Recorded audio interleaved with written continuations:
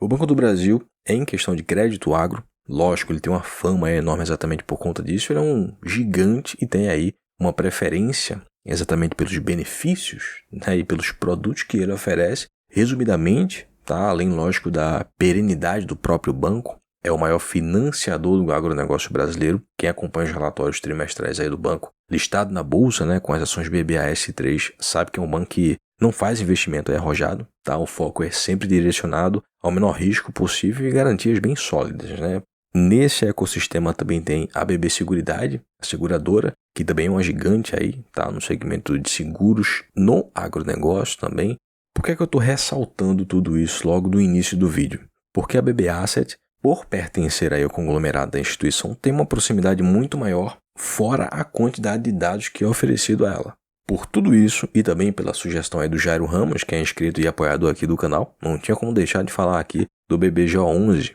Vai ter muitas informações bacanas, insights sobre o segmento, perspectivas também, tem muita informação aí que é importante se você não investe só no BBGO11, mas em outros fiagros também. Então, já dá aquela clicada marota no joinha, já deixa a sua sugestão de vídeo antes mesmo de deixar o seu comentário no fim do vídeo, lógico, né? Primeiro assiste todo aí. E claro, né, se não for inscrito, aproveita, clica no sininho de notificações também, para não perder nenhum short, corte, vídeo ou algo de última hora aí que surgir no canal.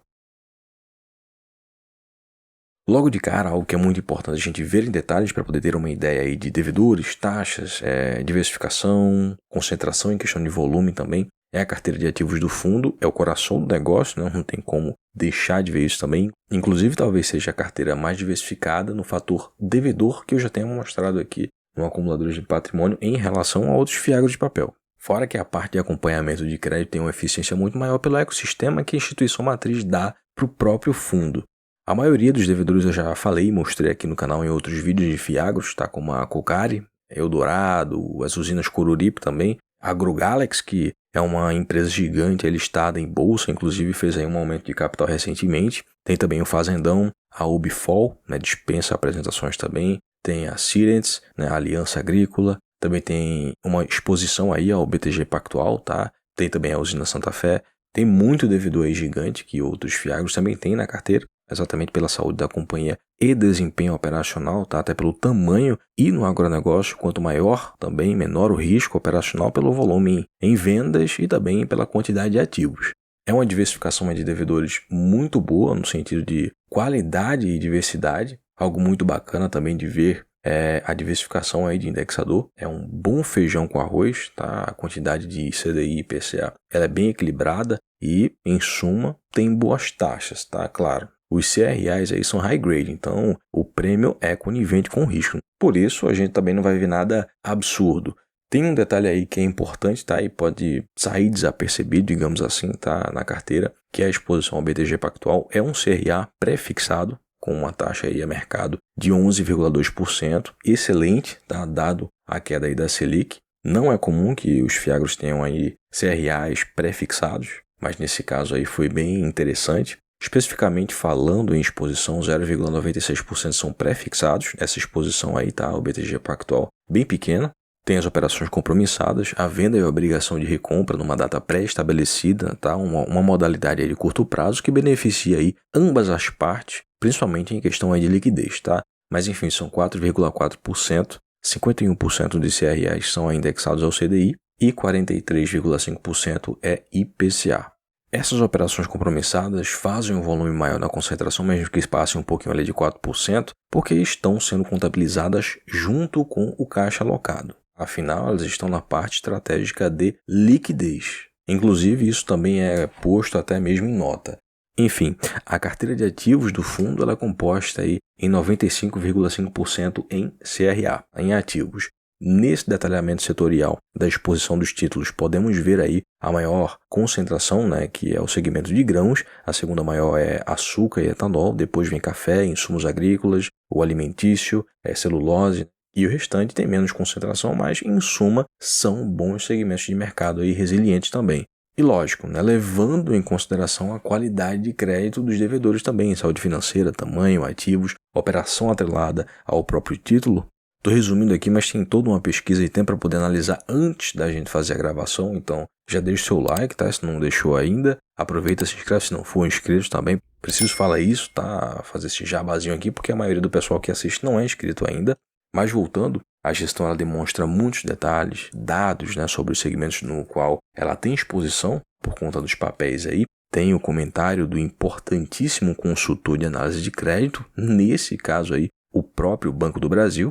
A avaliação é bem ampla em detalhes, mas ela é direcionada, lógico, né, aos segmentos que o fundo ele tem exposição com os devedores.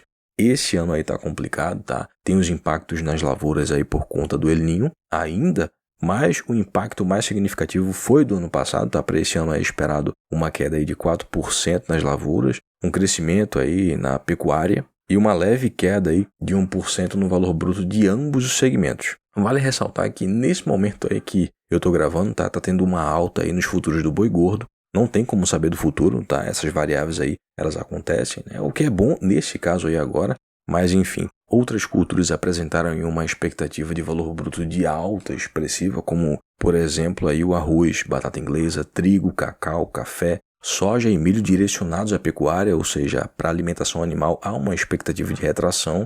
Apesar disso, é esperado pela demanda de exportações, principalmente por conta da China, um crescimento aí de valor bruto aí na avicultura, tá? E também na suinocultura. Vale ressaltar que o menor preço, tá, do boi gordo nesses últimos meses foi dado pela oferta muito grande que teve, tá? E também pelos abates acima do esperado por conta da demanda, mas também o preço acabou que não se equilibrou. Mesmo assim, a gente está numa crise de lácteos há muito tempo aqui no Brasil. Ano passado teve até uma medida do governo para poder barrar mais importações aí do Mercosul. Isso, na teoria, poderia ajudar muito. Mas a gente está vendo que, na realidade, não está sendo suficiente. Tá? O Brasil ele não tem uma grande competitividade, tá, nacional, ou seja, vários produtores significativos, tá, em tamanho. Isso traz uma dificuldade enorme em negociar melhores preços no mercado nacional, tá, diante de competidores externos, nesse caso, nossos vizinhos aí sul-americanos. Não queria falar isso, mas o mercado brasileiro interno ele é uma bagunça. E as empresas nacionais, distribuidoras, elas acabam comprando aí por conta do preço mais competitivo e da organização também. Hoje a gente tem esse problema no Brasil, tá? E a falta de competitividade não é apenas um grande problema, até a gente tem aí falta de incentivo, um segmento que tem um custo bem alto, tá? E fica difícil para o pecuarista, não tem do que reclamar. Não é novidade que aqui no Brasil, quem tem uma proximidade com o agro, mesmo que seja pela parte financeira, né, como é o nosso caso aqui nos investimentos, sabe que o Brasil, mexer com leite é praticamente pedir para quebrar, infelizmente.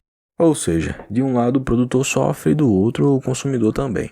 Em questão aí de clima, é esperado aí uma redução de chuvas, tá? E um período aí de altas temperaturas nas maiores partes do Brasil, nas maiores partes produtoras, inclusive, do Brasil. A fonte é o INMET, que é o Instituto de Meteorologia Oficial do país. Não é uma mera ilustração, tá? É coisa séria. Apenas a região ao extremo norte, tá, do Brasil, que vai ter um equilíbrio de chuvas e de calor aí, resumidamente, podem impactar no período de finalização das colheitas. Ou seja, mesmo que não dê prejuízos inicialmente, existe um risco diante da qualidade das lavouras, né? Isso é óbvio.